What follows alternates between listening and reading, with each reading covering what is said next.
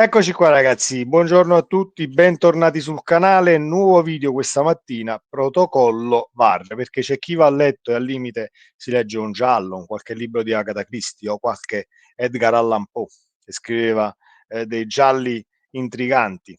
A quanto ricordo ovviamente c'è anche chi va a letto e si legge il regolamento del calcio, scaricabile ovviamente da tutti, che comunque tecnologia alla mano lo possiamo far tutti, e mi sono andato solo a rileggere al momento il protocollo VAR, che sono solo 6 pagine, non mi metto ad analizzare qui le 6 pagine, ma c'è una situazione per quanto riguarda l'episodio ovviamente in Inter-Napoli, è regolamentato molto ma molto bene, è scritto nero su bianco, è solo che poi è l'applicazione che viene a mancare, e anche nei salottini televisivi addetti ai lavori, giornalisti, ex arbitri si riempiono la bocca con questo protocollo, ma molto probabilmente l'avranno letto mezza volta e non lo ricorda praticamente nessuno. Vi faccio vedere anche il perché. C'è il rinnovo di Anghissà, ovviamente via PEC, il Napoli ha esercitato il prolungamento fino al 2027, andiamo a vedere anche le cifre, fatemi sapere la vostra qui sotto nei commenti, mi raccomando iscrivetevi al canale se passate per la prima volta sotto questo contenuto, attivando la campanellina, così restate aggiornati cronologicamente su tutto ciò che succede. Partiamo da Anghissà, via Pecchi, il Napoli ha prolungato fino al 2027 con Frank, ingaggio da 2,5 passato a 2 milioni e 700 mila euro, almeno questo che si legge, quello che si legge sul mattino. Mossa azzeccatissima in primis per la situazione mercato, perché non porti un calciatore a scadenza, altrimenti perde di valore e lo vendi a molto meno nel caso si presenti qualcuno e lo voglia portare via. E poi c'è stato questo click con Conte, anche se è diventato di nuovo il centrocampista insostituibile, perché la coppia ce l'hai forse con Lobotka, anche se Gilmour ha qualche caratteristica diversa, però con Anghissà formare la coppia con Foloruscio sono due calciatori un tantino lontani sia per qualità e sia per forse l'aspetto tecnico, calciatori un tantino diversi, quindi la coppia lì non ce l'hai nemmeno, e quindi Frank diventa insostituibile e sta facendo una grandissima stagione. Ottimo Napoli, ottima mossa, e noi ne siamo assolutamente contenti, almeno io. Poi fatemi sapere cosa ne pensate qui sotto nei commenti.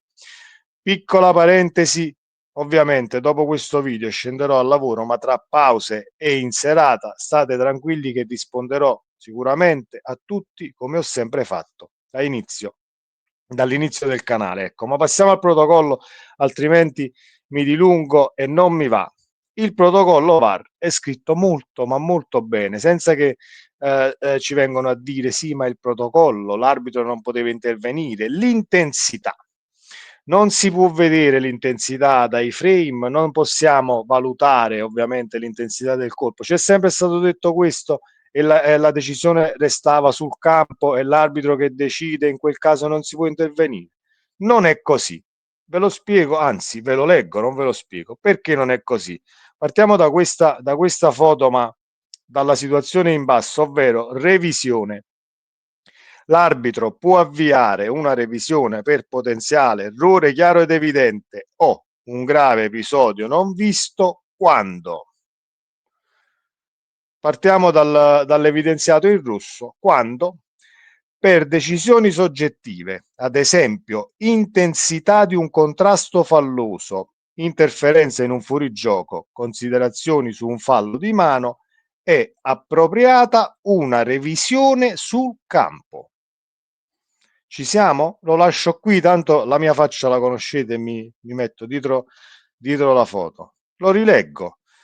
L'arbitro può intervenire con la revisione per decisioni soggettive, ad esempio intensità di un contrasto falloso, interferenze in un fuorigioco, considerazioni su un fallo di mano. È appropriata una revisione sul campo.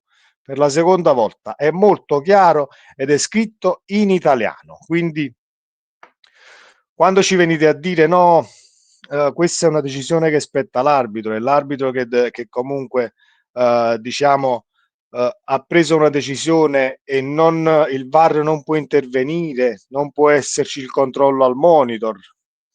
Sono tutte baggianate, per non dire altro, per il semplice fatto che poi vogliono mantenerle, almeno a quanto leggiamo qui in italiano. Siamo tutte persone con cervelli funzionanti, quindi leggendolo in italiano e prendendo poi l'episodio, dovevi andare al VAR. Si doveva andare al VAR.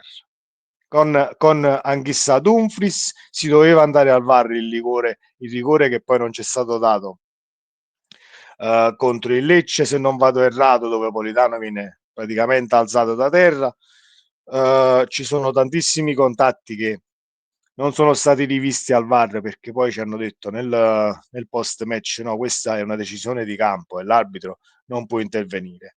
È molto semplice e bastava scaricarla e andarla a leggere. Ve la rimetto così ve la potete rileggere un attimo, quella racchiusa in rosso. La situazione è evidenziata molto ma molto bene, quindi faremo sicuramente una live o qualche altro contenuto per quanto riguarda il regolamento del calcio che è stato scritto come si deve. Non possiamo appellarci a ciò diciamo che è scritto e come è stato fatto perché è molto chiaro. Poi c'è l'uomo che vuole, ma non deve, vuole interpretare, vuole dire la sua, vuole portare al limite sul campo qualche sua considerazione personale, applicandola poi fregandosene di ciò che è scritto nel regolamento del gioco del calcio. Ed ecco che siamo qui tutte le sante settimane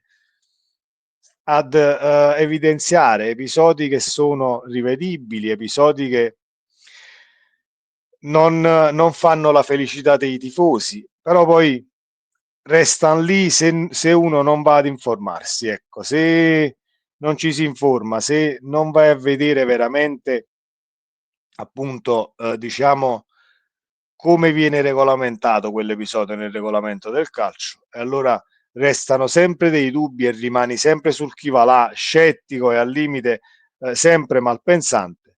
Però poi prendi il regolamento in mano, lo apri, lo sfogli e trovi ciò che ti serve e diciamo che il malpensante non ti passa, ecco, c'è il malpensante in te che avanza ogni volta che leggi il regolamento e lo rapporti a ciò che è successo in campo e dici ma porca miseria, ma è scritto nero su bianco, ma perché poi si fa il contrario oppure non viene applicato?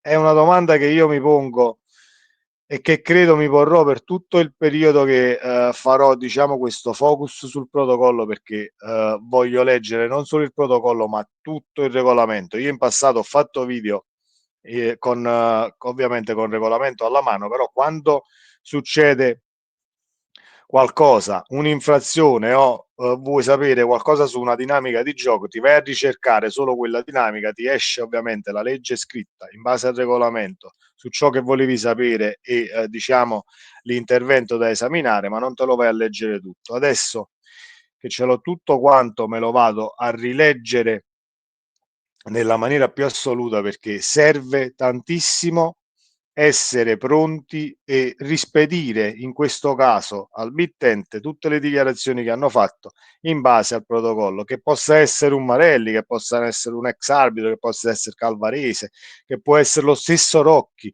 lui è il protocollo. Cari ragazzi, prima di esternare considerazioni e farci credere che poi è sempre colpa di questo protocollo, io consiglio agli addetti ai lavori di andarlo a rileggere perché è tutto molto chiaro. Basterebbe applicare come si deve ciò che è scritto nero su bianco.